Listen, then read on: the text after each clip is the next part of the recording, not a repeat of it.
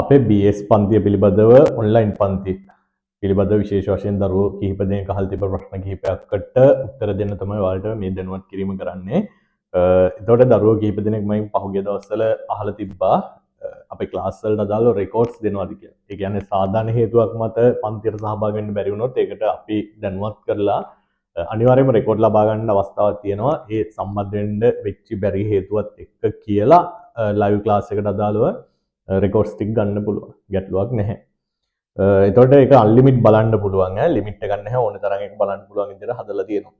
ඊට පස්සේ දැන් සමහර දරුවෝ තව අහලා තිබ්බ ප්‍රශ්නයක් තමයි මේ පේපර්ස් ටියුට්ස් ගෙජට් ඒවාදී කුරියර් charge එකක් ගන්නවාද කියලා නැහැ. කිසිසේත්ම නැහැ. ඒවා සම්පූර්ණයෙන් නොමිල තමයි පේපර්ස් ටියුට් ඔයාලගේ ගෙජට් ඒවන්නේ. ඒවට කිසිදු අය කිරීමක් කරන්නේ නැහැ.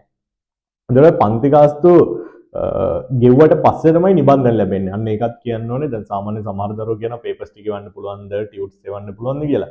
එතකොට ඒකෙදී විශාල වශයෙන් පොඩි ගැටලුකාරී තත්ත්ව උදා වුණා පහුගිය කාල පරිච්ඡේදය. එතකොට පන්ති ගාස්තු ගෙවලා ඔයාලගේ අදාළව රිසිට් පත් අපිට WhatsApp වලින් එවුවට පස්සේ තමයි මේ පරීක්ෂණ වලින් අනතුරුව තමයි ඔයාලට ටියුට් ලැබෙන්න සලස්වන්නේ. එතකොට අනිවාර්යයෙන්ම ඔයාලා පන්තිවල සහභාගී වෙද්දී ප්‍රොසෙස් එක අනුව ඩෙන්ටි කාඩ් එක අනිවාර්යයෙන්ම ඉදිරිය සහ පිටුපස ෆොටෝස් දෙක අනිවාර්යෙන් අපිට ලැබෙන්න සලස්වන්න ඕන ඔයාලා පන්තිවල සහභාගී වෙන දරුවෙක් නම්. ඊට අමතරව පන්තිය කොහොමද ලයිව් විදිහට කරනවා ඒක ගැටලුවක් නැහැ. ඔයාලට රෙකෝඩ්ස් අවශ්‍ය නැහැ ඒවා දෙනවා. ඊට පස්සේ Zoom තාක්ෂණයේ YouTube වලින් ඔයාලට අදාළ ලෙසන් බලන්න හැකියාව තියෙන ගැටලුවක් නැහැ. ඊට පස්සේ වෙලාව සහ ඒ දවසට අදාළව ලෙසන් ටික කරනවා අනිවාර්යෙන්ම. ඒක වෙලාවක් නැහැ. නිශ්චිත වෙලාවක් නැහැ. මේ පැය දෙකක්ද තුනක්ද එහෙම නැහැ.